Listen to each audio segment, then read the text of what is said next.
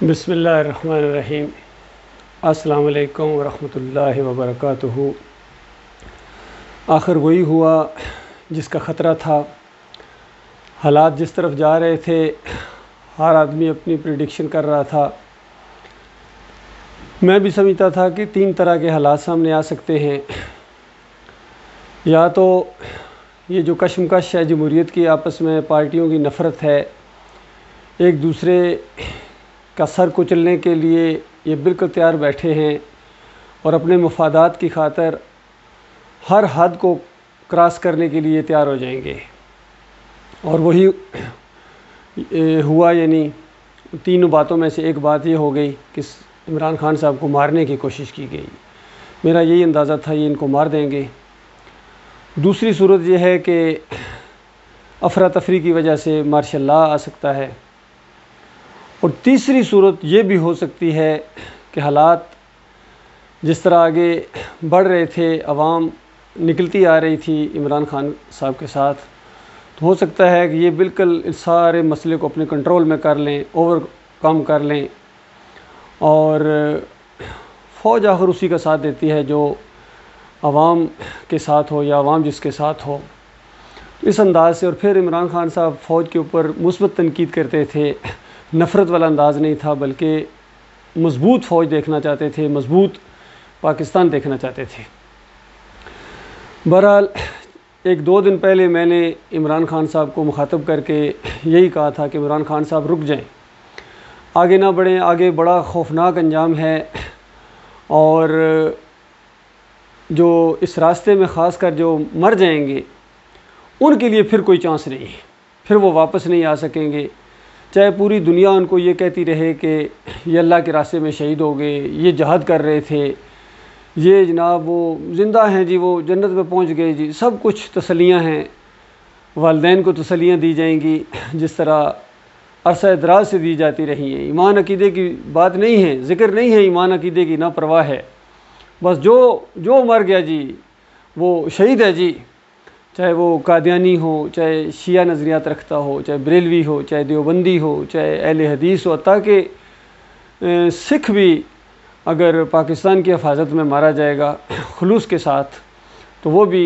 ان کی نگاہ میں شہید ہے، وہ بھی جنتوں میں پہنچ جائے گا۔ تارا سنگھ نے یہی کہا تھا، مجھے ابھی تک یاد ہے، وہ ویڈیو بھی میں نے دیکھا تھا جب یہ پہلا سکھ آرمی افسر بنا۔ شوکت عزیز صاحب وہاں گئے تھے پاکستان ملٹری اکیڈمی کی پریڈ کے موقع کے اوپر، اور اس کو خصوصی طور پر شیک ہینڈ کیا، مبارکباد دی تارا سنگھ کو، اور اس نے کہا کہ میں فخر محسوس کرتا ہوں کہ میں پہلا سکھ آرمی افسر ہوں پاکستان کا، اور ایک خواہش اور ہے، وہ کیا جی؟ وہ یہ ہے کہ میں پہلا سکھ شہید بھی بننا چاہتا ہوں، تاکہ اس ملک کی خاطر میں جان دے دوں، تو پہلا سکھ شہید ایک ریکارڈ میں آ جائے گا، ہسٹری میں آ جائے گا۔ تو شوکت عزیز صاحب، کاش ان کے اندر کوئی ایمان کی رمق ہوتی، یا ایمان کا کوئی جوش ہوتا، یا انسانیت کی کوئی ہمدردی ہوتی، تو دو بول اتنے بڑے رینک کے اوپر تھے، کہہ دیتے بھائی سکھ شہید نہیں ہو سکتا ہے، کیونکہ شہید تو وہ ہوتا ہے اسلام کے اندر جو یعنی اللہ کے راستے میں مارا جائے اور ایمان عقیدہ اس کا درست ہو، وہ ہوتا ہے۔ تو وہ سکھ کو بھی نہیں کہہ سکے ہیں، باقیوں کو کیا کہنا، بریلیوں، دیوبندیوں، اہل حدیثوں، شیعوں، قادیانیوں کو انہوں نے کیا کہنا تھا، کہہ ہی نہیں سکتے۔ یہ تو وہ کہے گا جس کو ایمان کی سمجھ ہے، جس کو توحید کی سمجھ ہے، جو صحیح معنوں میں لا الہ الا اللہ محمد رسول اللہ کو مانتا ہے، جانتا ہے، اور اس کے اوپر کھڑا ہے، اس حق کے اوپر کھڑا ہے۔ باقی لا الہ الا اللہ کا درس دینے والے، اور پھر جا کے مزاروں کے سامنے سجدے کرنے والے، پھر جاہلی مدد کے پٹے باندھنے والے، بنوانے والے، پھر نظر و نیاز کھانے والے، پھر واسطے وسیلے والے، پھر رکوع اور سجدے والے، پھر جمہوریت والے، یہ اگر کہیں کہ میں تمہیں لا الہ الا اللہ کا مطلب بتاتا ہوں، تو یہ اس دور میں اس سے زیادہ کوئی دین اسلام کے ساتھ مذاق نہیں ہو سکتا ہے، اس سے زیادہ کوئی قرآن کے ساتھ مذاق نہیں ہو سکتا ہے، اس سے زیادہ کوئی نبی علیہ السلام کی دعوت اور صحابہ کرام کی ان ساری کوششوں کے اوپر یعنی صحیح پھیر دینے والی بات ہے کہ وہ اور تھے، وہ جو کسی نے کہا نا کہ وہ معزز تھے زمانے میں مسلمان ہو کر، اور تم خوار ہوئے ہو تارک قرآن ہو کر۔ یہ بات بالکل سچی ہے۔ یہ اور بات ہے کہ وہ خود اس بات کے اوپر عمل نہیں کر سکے ہیں۔ وہ جو کہتے تھے ان تازہ خداؤں میں بڑا سب سے وطن ہے، جو پیرہن اس کا ہے وہ مذہب کا کفن ہے۔ پھر وہ کہا کرتے تھے کہ یہ یعنی اگر سیاست سے وہ پتہ نہیں کیا نام ہے دین علیحدہ کر دیا جائے، وہ شعر میری زبان پر نہیں آ رہا، لیکن مطلب یہ ہے کہ اگر سیاست سے دین کو علیحدہ کر دیا جائے تو رہ جاتی ہے چنگیزی. تو پھر پوری زندگی وہ اسی طرح کی جمہوریت کی سیاست خود بھی کرتے رہے، مزاروں پر جاتے رہے اور وہاں جا کے روتے رہے. سب کچھ ہے، ریکارڈ میں ہے. خود ان کا بیٹا بیان کرتا ہے میرے والد صاحب مجھے مزار کے اوپر لے گئے تھے نظام الدین کے، وہاں اتنے روئے، پتہ نہیں کیوں روئے. اچھا آپ کو کوئی نہیں پتا کیوں روئے؟ بھائی منت مانی تھی کہ بیٹا پیدا ہوگا، دوڑنے پھرنے کے قابل ہوگا تو یہاں لے کے آؤں گا. پھر وہ مراد پوری ہوئی من کی تو پھر وہاں جا کے روئے ہیں. تو ایسے لوگ ہمارے یہاں حکیم الامت کہلائے گئے. ایک اشرف علی تھانوی ہیں حکیم الامت، ان کی کتابیں بھی پڑھیں، شرک سے بھری ہوئی کتابیں، جھوٹ قصے کہانیوں سے بھری ہوئی. یہ سارے ہمارے حکیم ہیں، تو امت کے ساتھ کیوں نہ وہ ہو جو کچھ ہو رہا ہے. یہ تو اللہ نے بڑا ہلکا ہاتھ رکھا ہوا ہے میرے پیارے بھائیوں. اور جو مر گئے ہیں وہ تو گئے، جو زخمی ہوئے ہیں ان کو اللہ نے موقع دیا ہے، اور اس لیے موقع نہیں دیا ہے کہ تم پھر اللہ کا مقابلہ کرو. اس لیے موقع دیا ہے کہ شاید تمہیں اللہ کی بات سمجھ میں آ جائے. مالک فرماتا ہے وَلَنَذِيقَنَّهُم مِّنَ الْعَذَابِ الْأَدْنَىٰ دُونَ الْعَذَابِ الْأَكْبَرِ لَعَلَّهُمْ يَرْجِعُونَ. کہ وہ جو اکبر عذاب ہے، بڑا عذاب ہے، یعنی وہ موت کے ساتھ جب شروع ہوتا ہے وہ بڑا ہے، وہ بڑھتا جائے گا. اس سے پہلے مالک فرماتا ہے ہم ہلکے عذاب کے کچوکے لگاتے ہیں لعلہم یرجعون، تاکہ ہماری طرف پلٹیں. یہ جو ہم بار بار موقع دے رہے ہیں نا، یہ ہماری طرف پلٹیں، ہمیں اپنا اکیلا معبود مانیں، ہمیں اپنا داتا مانیں، دستگیر مانیں، مشکل کشا مانیں، حاجت روا مانیں، اور ہمارے سسٹم کو مانیں جو ہم نے تجویز کیا ہے بندوں کے لیے. یہ سسٹم ہے جس کے تحت مدینہ ریاست قائم ہوئی تھی، اور ایک عملی نمونہ پیش کر کے پوری دنیا کو قیامت تک کے لیے بتا دیا گیا کہ یہ ہے اللہ کا پسندیدہ طریقہ. اس کے علاوہ سارے طریقے تمہارے اپنے انسانوں. اگر تم اللہ سے زیادہ سمجھدار بننے کی کوشش کرتے ہو تو ٹھیک ہے، بنتے رہو، چند دن تو مہلت تمہیں ملے گی. خدائی کے بھی دعوے کرو گے تو ایک دم اللہ تعالیٰ تمہاری گردن نہیں پکڑ لے گا. شداد کو نہیں پکڑا ایک دم، فرعون کو ایک دم نہیں پکڑا. پہلے بنی اسرائیل کے اوپر عذاب کا وہ ذریعہ بنا، اور پھر جب اس کی باری آئی تو اس کی بھی چیخیں نکال دی. اسی طرح آج ان مسلمانوں کے اوپر یہ جو مسلط کیے گئے ہیں، یہ ان کے اوپر اللہ کا عذاب ہے ان کے شرک کی وجہ سے. اور چادریں چڑھاؤ، اور سر ملے کرو، اور یا علی مدد کے نعرے لگاؤ، اور بری کر کھری، واسطے وسیلے، رکوع سجدے، مشرکانہ نظام جمہوریت کا سب کچھ آپ کے اندر ہے. اور مالک تمہیں ڈیل دے رہا ہے، مہلت دے رہا ہے، بار بار یہ بات کہنے اور سننے کا موقع مل رہا ہے، لیکن اس کو ہواؤں میں اڑا دیتے ہو. تو لہٰذا ایک موقع ملا ہے عمران خان صاحب کو پھر اللہ کی طرف رجوع کرنے کا. اور غور کرو، دنیا کی پرواہ نہ کرو میرے پیارے بھائی. عوام عام طور پر آپ کے ساتھ ہے، آپ کا ایک ماحول بنا ہوا ہے، اور بالکل صاف اعلان کر دیں میرا اس جمہوریت سے کوئی تعلق نہیں ہے، کوئی الیکشن کی میری ڈیمانڈ نہیں ہے. اور اپنی بات خالص قرآن اور حدیث اور ایمان کے حوالے سے سامنے پیش کریں. یہ دیکھنا ہے عوام میں سے کتنے لوگ ہوں گے آپ کے ساتھ ہوں گے، اور فوج کا ایک سسٹم آپ کے ساتھ ہوگا. اور اللہ کی مدد ہوگی سب سے بڑی بات. جب اللہ کی مدد ہوتی ہے تو پھر سب لوگوں کو بھی اللہ تعالیٰ آپ کے ساتھ کر دیتا ہے. اور باقی اگر اللہ ہی کے ساتھ بگاڑی ہوئی ہے، اللہ کے نظام کا مذاق اڑایا جا رہا ہے، یہ جمہوریت کو جو پوجتا ہے، اس کی گن گاتا ہے، یا اس کو قائم رکھنے کے لیے، اس پورے نظام کو قائم رکھنے کے لیے، کیونکہ اس کے تحت جب نظام قائم ہوگا تو کیا ہوگا؟ اسی طرح بری کر کھری ہوتا رہے گا. یاد آتا گنج بخش، خزانے بخش ہمیں ہیں، سونے کے دروازے لگائے ہوئے ہیں، اور گنج بخش کے نعرے لگائے جا رہے ہیں، اور قرضے سنبھالے نہیں جا رہے ہیں. وہ کچھ تو غور کرو، ذرا بھی تمہارا دماغ نہیں کام کرتا. کسی صحافی کا دماغ نہیں کام، ادھر نہیں کسی کا دھیان جاتا ہے، نہ عمران ریاض کا جاتا ہے، نہ حقیقت ٹی وی والے کا جاتا ہے، نہ سمیع ابراہیم کا جاتا ہے، نہ صابر شاکر کا جاتا ہے، کسی کا بھی نہیں جاتا ہے. ادھر بڑے بڑے ہیں، ایک ایک چیز کے اوپر رائے دیتے ہیں، اور جوش کے اندر آ کے اپنے ویڈیو اپلوڈ کرتے ہیں، لیکن کبھی ان کا جوش نہیں آیا، کبھی ان کا خون نہیں کھولا ہے کہ اللہ کے علاوہ جی دوسروں کے نعرے لگائے جا رہے ہیں، دوسروں کو مدد کے لیے پکارا جا رہا ہے، اللہ کی توہین کی جا رہی ہے، اللہ کے دین کا مذاق اڑایا جا رہا ہے. اس پر کسی کا خون نہیں کھولتا ہے. میں آپ کا بھائی ہوں، میں آپ کو مشورہ دیتا ہوں، نہ منوانا میری ذمہ داری ہے، اور نہ کوئی منت سماجد ہے. مانو گے اپنا بھلا کرو گے، نہیں مانو گے تو میں اکثر کہتا ہوں جہنم منہ کھولے تمہارا انتظار کر رہی ہے. یقین کہ جو مرتا جا رہا آگ میں، جو مرتا جا رہا آگ میں. کیوں؟ یہ اللہ نے فیصلہ کر دیا ہے، ممات یشرک باللہ شیئن دخل النار۔ یہ اللہ نے اپنے نبی کو کہا کہ اعلان کرو اس بات کو کہ جو بھی شرک کے اوپر مرے گا اور وہ آگ میں گویا داخل ہو جائے گا۔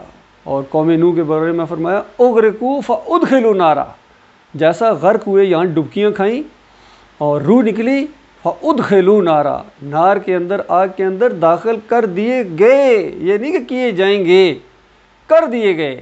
سب کے ساتھ یہی معاملہ ہوتا ہے۔ وہ بھی پنج تن پاک کے پجاری تھے، پہلی مشرک قوم، 950 سال ان کے اندر دعوت دی گئی پنج تن پاک کی پجاری۔ سورہ نوح پڑھو، نام آئے ہیں، کوئی بات میں اپنی طرف سے نہیں کہہ رہا ہوں، سورہ نوح پڑھو، نام آئے ہیں 5 اولیاء اللہ کے صالحین کے۔ اور بخاری کی روایت کے اندر عبداللہ بن عباس بیان کرتے ہیں کہ یہ جو 5 نام آئے ہیں یہ قوم نوح کے 5 صالحین تھے۔ جب وہ مر گئے لوگ ان کی قبروں کے اوپر بالکل اسی طرح وابستہ ہو گئے، گویا یعنی جس طرح آج ہماری قوم کر رہی ہے، قبر پرستی، گھمت پرستی، پیر پرستی، فرقہ پرستی، کوئی بریلوی، کوئی دیوبندی، کوئی اہل حدیث، کوئی سلفی، سارے کے سارے کسی نہ کسی طرح قبر کے ساتھ ان کا لگاؤ ہے، قبر کو پوجتے ہیں، قبروں کے اندر زندہ سمجھتے ہیں، سننے والا سمجھتے ہیں، حاضر ناظر سمجھتے ہیں۔ آپس میں فرق ہیں، کسی کے اندر زیادہ شرک ہے، کسی کے اندر کم شرک ہے، لیکن ایک شرک بھی کافی ہے آپ کی ہمیشہ کی جو آپ کی کمائی ہے ایمان عقیدے کی، اس کے اوپر پانی پھیر دینے کے لیے ایک ہی شرک کافی ہے۔ اللہ کے بندو، ایک شرک بھی بلکہ آدھا بھی، اس کا کونا بھی شرک کا، کیونکہ نبی علیہ السلام نے فرمایا ممات یشرک باللہ شیئن، جس کی موت آئی، اور شیئن کا لفظ ہے، شیئن انتہائی آخری بات کو کہا جاتا ہے کہ جس نے اتنا بھی شرک کیا اور اس کی موت آ گئی، وہ ہمیشہ کی آگ میں گویا چلا گیا۔ اللہ کے بندوں، میری ہمدردی ہے، مجھے ترس آتا ہے آپ کے اوپر، کتنی محنتیں کرتے ہو، کتنا زیادہ تمہیں تکلیفیں ہوتی ہیں، لیکن پھر بھی جنت نہ ملے تو کتنی بڑی بدبختی ہے۔ غور کرو، کاش یہی ساری باتیں ایمان کے لیے ہوتی، توحید کے لیے ہوتی۔ اس کا کوئی جلوس جا رہا ہوتا کہ ہم اس ملک کے اندر سے کسی مزار کو نہیں چھوڑیں گے، ہمارا لا الہ الا اللہ کے ہم ماننے والے ہیں کہ اللہ کے علاوہ کسی کے سامنے سجدہ نہیں ہے، کسی کے سامنے سجدہ نہیں ہے۔ وہ صاف کہہ دیتے، سیدھا کہہ دیتے اللہ کے علاوہ کوئی خدا نہیں ہے۔ بھائی کون مانتا ہے اللہ کے علاوہ کوئی خدا ہے؟ ہندو بھی نہیں مانتا ہے، مسلمان تو خیر سوالی پیدا نہیں ہوتے۔ کہو اللہ کے علاوہ کوئی داتا نہیں ہے، اللہ کے علاوہ کوئی مشکل کشا نہیں ہے۔ ہم اسلام آباد آ رہے ہیں اور سب سے پہلے آ کے بر امام کے بنیادوں کو کھیڑ دیں گے۔ یہ کھوٹی کھری نہیں کرتا ہے، کھوٹی کھری اللہ کرتا ہے۔ اور پہلے لاہور سے آغاز کیا تھا، پہلے یہاں سے شرک تو ختم کر کے جاتے، اس کے خلاف تو بولتے، یہاں کی شرک کی حمایت، راستے میں نعرے حیدری اور سارا کچھ جمہوریت کا گویا دفاع کرنے جا رہے ہو، بڑے بت کا دفاع کرنے جا رہے ہو اور کہتے ہو لا الہ الا اللہ۔ یار کس کو دھوکہ دے رہے ہو؟ کتنا بڑا بات ہے، کتنی بڑی بات آپ کے منہ سے نکلتی ہے۔ اب کہاں کے پڑے ہو، تمہاری دماغ ذرا کام نہیں کرتا، بڑے بڑے سیاستدان ہو، بڑے بڑے فارغ التحصیل سند یافتہ ہو، فضل الرحمان جیسے، طاہر القادری، طارق جمیل، کسی کی سمجھ میں یہ بات نہیں آتی۔ ہمارے بڑے بڑے جرنیل ہیں، زندگیاں گزار، تجربہ کار، 60-70 سال ہو گئے ہیں، تمہارے پیچھے کیا رہ گیا ہے؟ 60 سال کا تو تقریباً میں ہونے والا ہوں، پیچھے کیا رہ گیا بتاؤ؟ کتنے دن اور جیو گے؟ آخر مرنا، اور مرنے کے اوپر فیصلہ اسی ایمان عقیدے کے اوپر ہونا۔ اس وقت میں یاد آؤں گا آپ کو، اس وقت میں یاد آؤں، وقت گزر چکا ہوگا۔ میں آپ کا بھائی ہوں، میں کوئی مولوی نہیں ہوں، میں پیر نہیں ہوں، میں فوجی افسر ہوں الحمدللہ، 7 پنجاب ریجمنٹ سے، میرا PA نمبر ہے 23232، اور میں یہی بات آج سے 37-38 سال پہلے میں نے یہی بات کہی تھی، 7 پنجاب ریجمنٹ کے آفیسرز کو کہا تھا، دیکھو یہ ہم جو نعرہ حیدری لگاتے ہیں، دم دم علی علی، یہ شرکیہ نعرہ ہے، قرآن کے پہلے صفحے کا انکار ہے، اور اس میں اگر موت آ گئی تو بتاؤ جنت میں تو نہیں جاؤ گے؟ بتاؤ میرے بھائیو، اگر مجھے بات یہ معلوم ہے اور میں اپنے جوانوں کو کیا یہ بات نہ بتاتا؟ کیونکہ جو بالکل جان ہتھیلی پر رکھ کے آگے جا رہے ہیں، ہم جان دینے جا رہے ہیں، کہ ہم ان کو اتنی بات بھی نہ بتاتا کہ شرکیہ نعرہ نہ لگانا، جنت نہیں جا سکو گے۔ تو اتنی بات جب میں نے بتائی تو اس کے بعد وہاں شور مچ گیا کہ ارشد پتہ نہیں اس کو کیا ہو گیا ہے، پتہ نہیں۔ اچھا کئی دفعہ کہتے تھے بات تو آپ کی صحیح ہے لیکن یہ فوج ہے۔ وہ اللہ کے بندو، فوج ہماری اپنی ہے، میں فوجی ہوں، فوج میری ہے، تو فوج کیا فوجیوں سے فرشتے ڈرتے ہیں؟ فوجیوں سے اللہ ڈرتا ہے؟ ایسا تو نہیں ہے نا، معیار تو سب کے لیے ایک جیسے ہیں، لہٰذا اللہ کے اوپر ایمان لاؤ۔ یہ صاف سادہ باتیں ہیں۔ سارے صحابہ کرام جنگیں لڑتے تھے، نعرہ تکبیر اللہ اکبر ہوتا تھا، کبھی کسی نے یا موسیٰ مدد، یا زہر مدد، یا ابراہیم مدد نہیں کہا، یہ تو مشرکین کہا کرتے تھے۔ یہ باتیں بھی آپ کو معلوم ہیں، پھر بھی آپ کے سمجھ میں بات نہیں آتی۔ نبی علیہ السلام نے فرمایا جب بھی مدد مانگو اللہ سے مانگو، ہانڈی کا نمک ختم ہو جائے اللہ سے مانگو، جوتی کا تسمہ ٹوٹ جائے اللہ سے مانگو، جب بھی سوال کرو اللہ سے کرو۔ کیا یہ حدیثیں موجود ہیں یا نہیں ہیں؟ کسی عالم دین سے پوچھو، خطیب سے پوچھو۔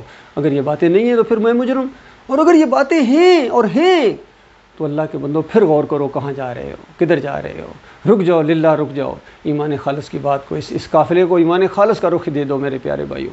پوری دنیا میں سے کوئی بھی آپ کا مقابلہ نہیں کر سکے گا، یقین کیجئے، ورنہ غلامی کبھی ختم نہیں ہوگی، حقیقی غلام رہو گے، حقیقی غلام رہو گے جب تک اس جمہوریت کے سسٹم کے اندر ہو، ان فرقوں کے اندر ہو، تم حقیقی غلام ہو۔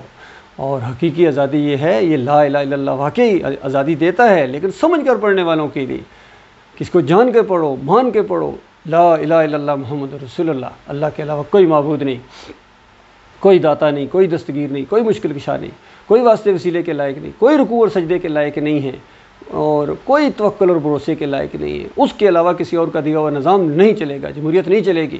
کیوں؟ لا الہ الا اللہ محمد رسول اللہ، محمد صلی اللہ علیہ وسلم اللہ کے آخری رسول ہیں، خاتم النبیین ہیں، ان کا دیا ہوا جو بھی طریقہ ہے وہی ہے، چاہے کپڑوں کی تراش فراش کا معاملہ ہو، داڑھی کے بڑھانے کا معاملہ ہو، ٹخنوں کے ننگے کرنے کا معاملہ ہو، ٹوپی کا معاملہ ہو، صلح کے معاملات ہوں، جنگ کے قوانین ہوں، جو کچھ ہوگا ان کے بتائے ہوئے طریقے کے مطابق ہوگا، خالص اللہ کی رضا کے لیے۔ اللہ جانتا ہے جینے کا مزہ آ جائے گا، جینے کا مزہ آ جائے گا، اور اس راستے میں مرے تو جینے سے زیادہ مزہ آئے گا، یقین کیجیے۔ اللہ تعالیٰ غور و فکر کرنے کی توفیق عطا فرمائے، اس باتوں کے بہترین پہلو کے اوپر عمل کرنے کی توفیق عطا فرمائے۔ الحمدللہ سے لے کر والناس تک اگر یہی مسئلہ نہ ملا تو کہنا بھائی نے جھوٹ بولا تھا، اور اگر یہی مسئلہ ہے تو للہ مان لو، اپنی جان کے کیوں دشمن بن گئے؟ ان بچوں نے کیا قصور کیا ہے، ان معصوموں نے اور ان بیگمات نے کیا تمہارا قصور کیا؟ ان کو ہمیشہ کی آگ کے اندر لے جاؤ گے، وہاں تمہارے اوپر لعنت بھیجیں گی کہ دنیا میں کوئی شکوہ نہیں ہے، ہمیشہ تم نے خوش رکھا، اچھا گھر دیا، اچھے کھانے کھلائے، نوکر تھے، خدمت گزار تھے، گاڑیاں تھیں، سونے زیورات سے لدے ہوئے تھے ہم لوگ، لیکن ایمان کی بات ماننے سے نہ تم نے خود کبھی اس کی کوشش کی، نہ کبھی کسی کی بات کو مانا۔ ایسا خاوند، ایسے بھائی، ایسے باپ، ایسے بیٹے تمہارے اوپر لعنت ہو، اس طرح کہیں گے۔ پھر بتاؤ اس وقت کیا ہوگا؟ واپس تو نہیں آ سکو گے، یو ٹرن نہیں ہے، یہ ایک موقع ہے، اگر یہ ایک موقع ہاتھ سے نکل گیا پھر دوبارہ کبھی موقع نہیں آئے گا۔ اللہ تعالیٰ غور و فکر کرنے کی توفیق عطا فرمائے۔ یہی پیغام ہے میرا پورے پاکستانیوں کو، پورے مسلمانوں کو، آئندہ اپنی نسلوں کو، اور آنے والی جو نسلیں ہیں انسانیت کی، ان کے لیے بھی یہی پیغام ہے کہ جب کبھی تبدیلی آئے گی، مثبت تبدیلی آئے گی، وہ اسی ایمان خالص سے آئے گی، رد شرک سے آئے گی، طاغوت کی نشاندہی سے آئے گی۔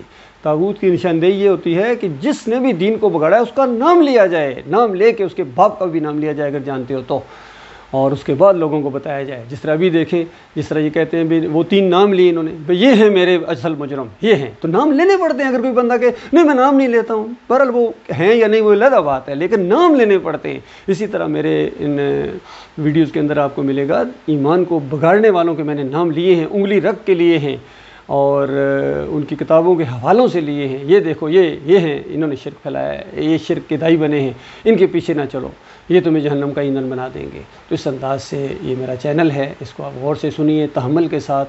ہر بات کو میں نے ایمان خالص کی عینک سے دیکھا ہے، اور میں اسی نتیجے پر پہنچا ہوں کہ یہ قوم، اس کی عظیم اکثریت مسلمانوں کی شرک کے اندر مبتلا ہو گئی، اور یہ اللہ کے عذاب کے کوڑے کے اندر پسی جا رہی ہے، اور کوڑا رکنے کا نام نہیں لے رہا ہے۔ ہر سال دوسرے سال نئے سے نیا مصیبت تمہارے اوپر آتی ہے۔ اللہ کے بندو کب واپس لوٹو گے؟